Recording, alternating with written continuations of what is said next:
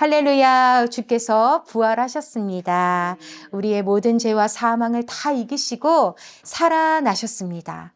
이 믿기 어려운 이야기지요. 근데 성령의 은혜로 우리는 모두 주님을 이렇게 은혜로 찬미하는 자가 되었습니다. 부활하신 주님은 사랑하는 자들을 반드시 다시 찾아오시는데요. 앞으로 어떻게 살아가야 할지 그 모르는 죄책감, 그 두려움 가운데 있는 우리를 만나주시고 또 일으켜주시고 회복해 주시는 주님이십니다. 오늘 우리도 이 갈릴리로 함께 나아가서 주님이 주시는 그 세 가지의 회복을 함께 맛보기 원합니다. 자, 첫 번째, 부활의 주님은 우리의 영혼을 회복하십니다.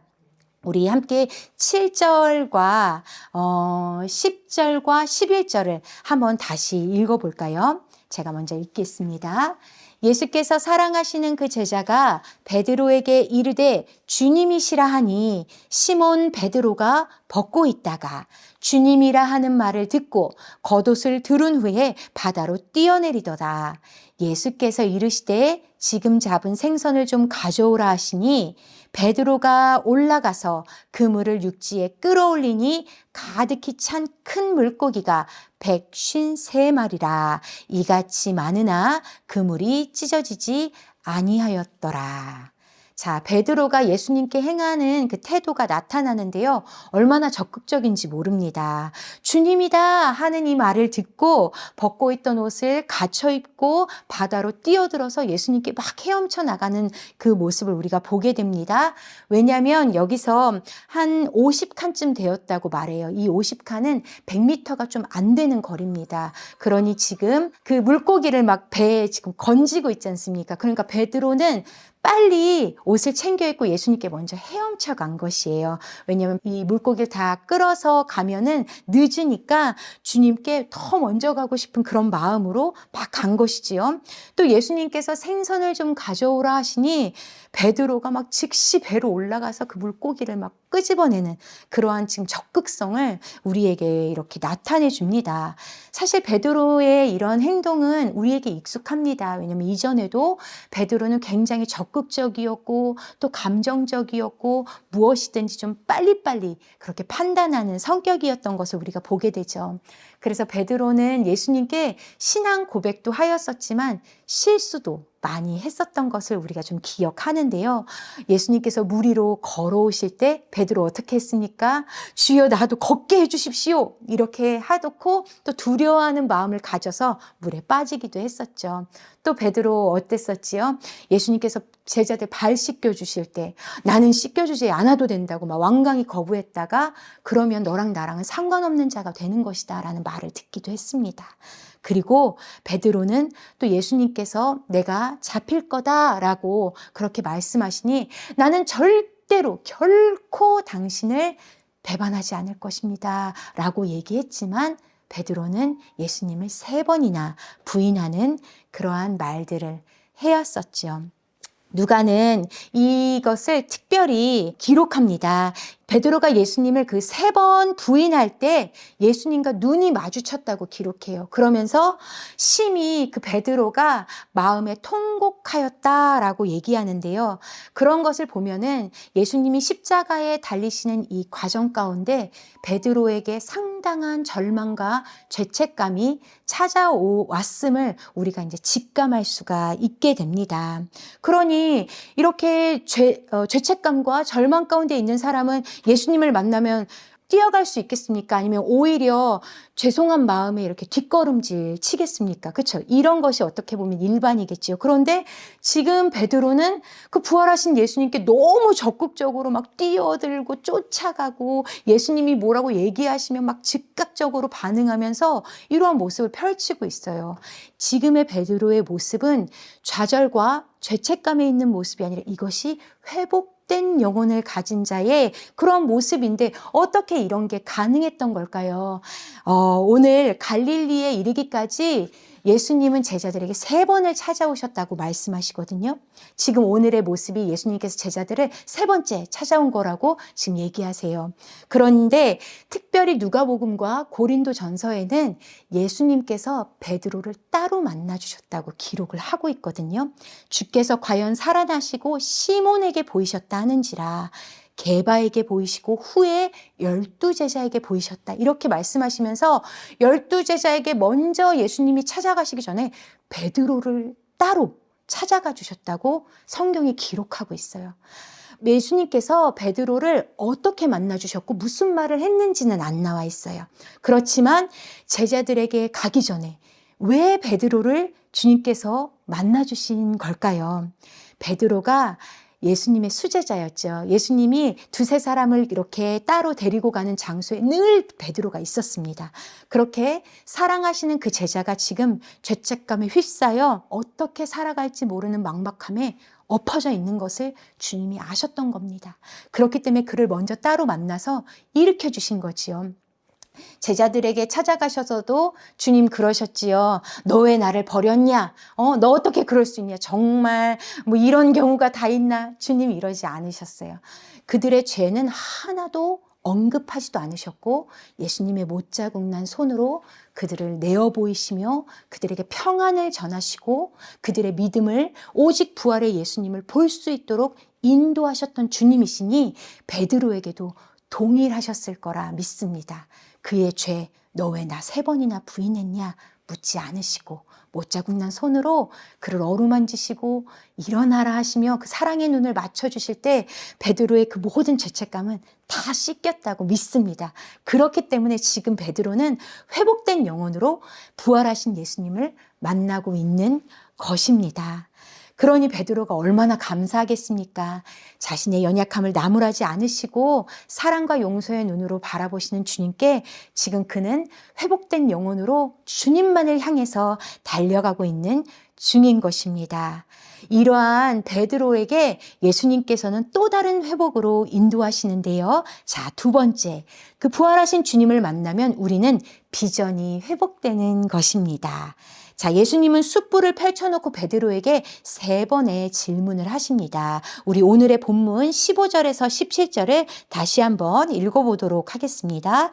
그들이 조밥 먹은 후에 예수께서 시몬 베드로에게 이르시되 요한의 아들 시몬아 너가 이 사람들보다 나를 더 사랑하느냐 하시니 이르되 주님 그러하나이다. 내가 주님을 사랑하는 줄 주님께서 아시나이다. 이르시되 내 어린 양을 먹이라 하시고 또 2번째 이르시되 요한의 아들 시몬아 너가 나를 사랑하느냐 하시니 이르되 주님 그러하나이다. 내가 주님을 사랑하는 줄 주님께서 아시나이다.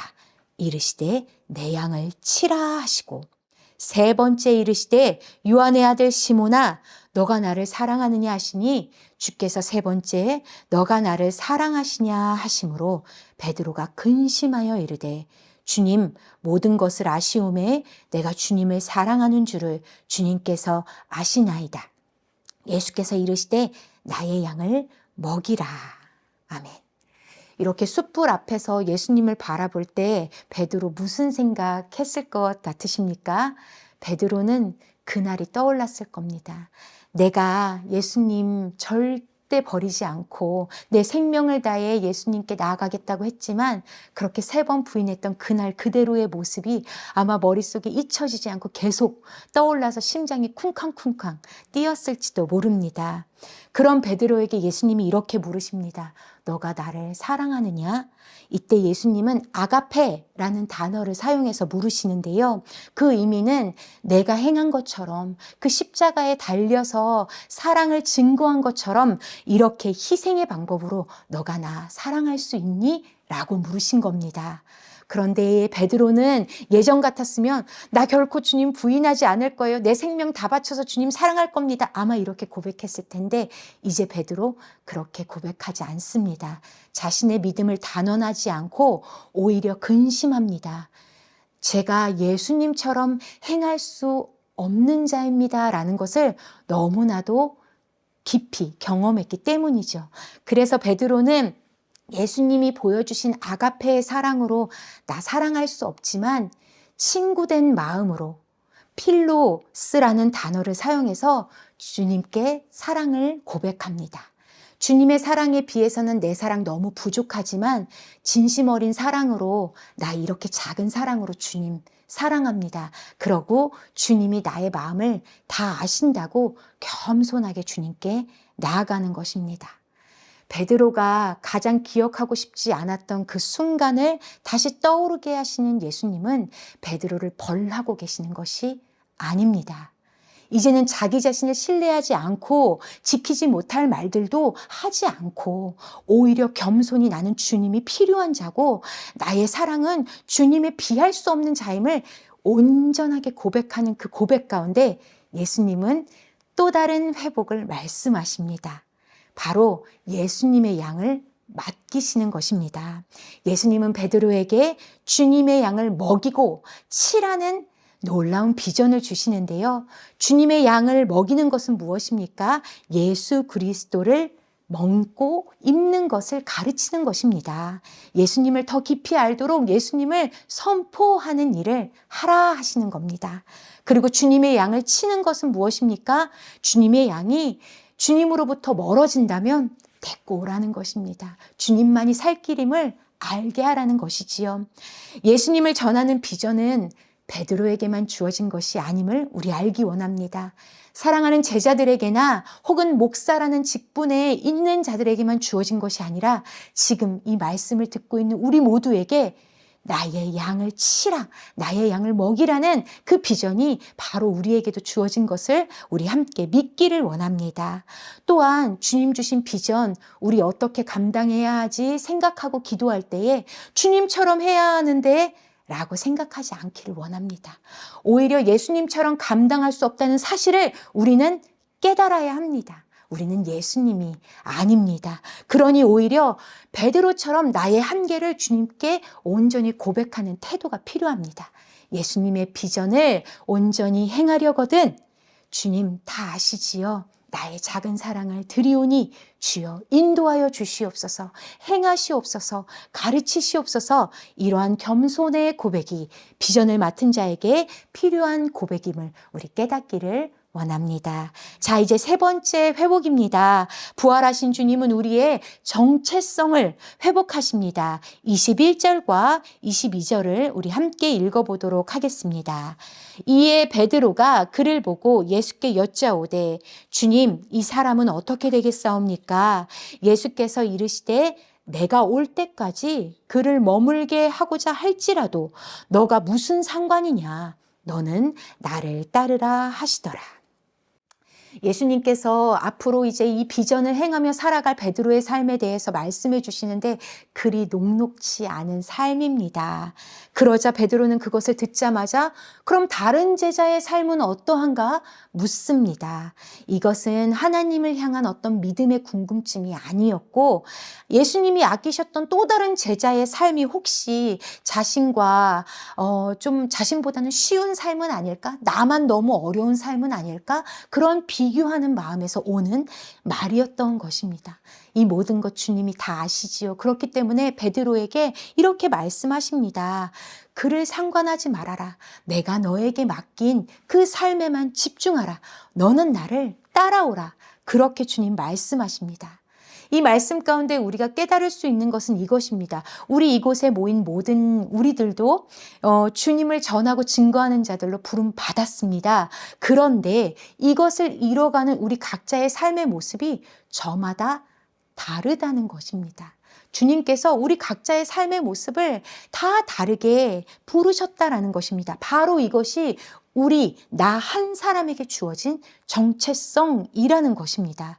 정체성은 나에게 주어진 삶을 주님 손을 꼭 붙잡고 동행하며 겸손의 고백을 하며 살아가는 그 순종의 삶으로 완성된다라는 것입니다. 따라서 맡은 자가 구할 것은 무엇입니까? 충성이지요. 우리가 나에게 주어진 이 존귀한 정체성을 가지고 이 맡은 자답게 충성되이 살아가려면 우리는 먼저 무엇을 해야 하는지 아십니까? 주님의 말씀 앞으로 다시 돌아와야 합니다. 나에게 뭐라고 말씀하셨지? 나의 양을 치라. 말씀하신 그것을 기억해야 하는 것이지요. 내게 맡겨주신 비전 앞으로 다시 돌아와야 하는 것입니다. 그리고 그 양을 이제 바라보기 시작해야 하는 것입니다. 주님의 양은 우리 생각보다 그리 멀리 있지 않을 수도 있습니다. 바로 내 곁에 있는 가족이 될 수도 있겠습니다. 그리고 또 내게 정말 용서할 수 없는 사람이 있다면 그 사람이 내게 맡겨주신 주님의 양일 수도 있는 것입니다. 그렇기 때문에 우리는 내가 만나는 모든 사람들을 주님의 양으로 대해야 하는 것이지요. 모든 나의 말과 행동, 그리고 내가 하는 일의 모든 방법을 주님께 먼저 묻고 들었으면 주님의 뜻을 나타내면서 주님께로 인도하는 것입니다. 그게 우리에게 주어진 정체성의 삶인 것입니다. 그럴 때에 내게 주어진 주님의 말씀이 그 정체성이 오히려 이제는 두려움이나 짐된 것이 아니라 기쁨과 은혜로서 주님께서 허락하여 주시는 것을 우리가 맛보게 될 줄 믿습니다. 베드로의 삶은 많이 변화되었어요. 사도행전에서 그의 삶을 이렇게 고백하는데요. 5장 40절에서 42절을 제가 읽도록 하겠습니다. 그들이 옳게 여겨 사도들을 불러들여 채찍질하며 예수님의 이름으로 말하는 것을 금하고 놓으니 사도들은 그 이름을 위하여 능욕받는 일에 합당한 자로 여기심을 기뻐하면서 공회 앞을 떠나니라. 그들이 날마다 성전에 있든지 집에 있든지 예수는 그리스도라고 가르치기와 전도하기를 그치지 아니하리라. 아멘. 베드로는 이제 더 이상 다른 사람과 자신의 삶을 비교하지 않습니다. 너는 나를 따르라 말씀하시는 예수님만을 따라갑니다. 그리고 그 삶을 주님으로 인하여 기쁘게 살아가는 자가 되었습니다. 아멘. 우리도 이와 같이 주님의 그 회복하신 영혼과 그 비전과 그 정체성을 가지고 살아가는 자이기를 믿습니다. 오늘 우리는 부활의 주님을 만날 때 누리는 회복을 보았는데요. 우리가 가장 지우고 싶은 그 낮아진 자리, 그 자리에 그 못자국 난 손으로 우리를 잡아주시며 일으키시는 주님의 사랑을 보았습니다. 그리고 또한 주님의 양을 우리에게 맡겨주시며 우리의 그 작은 사랑이지만 주님의 크신 사랑을 함께 인도하는 자로 세워주심도 보았습니다. 그리고 우리에게 허락하신 각자의 삶들을 비교할 것이 아니라 오직 내 삶, 주님이 나를 살리신 그 회복의 삶, 감사와 기쁨으로 동행하며 살아가야 함도 우리 배웠습니다. 그러니 이 부활절만이 아니라 우리의 매일의 삶, 매주의 삶 동안 우리 주님 만날 수 있기를 축복합니다. 그리하여 우리 살아가는 모든 날 동안 예수 그리스도의 이름을 온 마음 다해 기쁨으로 선포하는 자 되기를 주님의 이름으로 축복합니다. 아멘.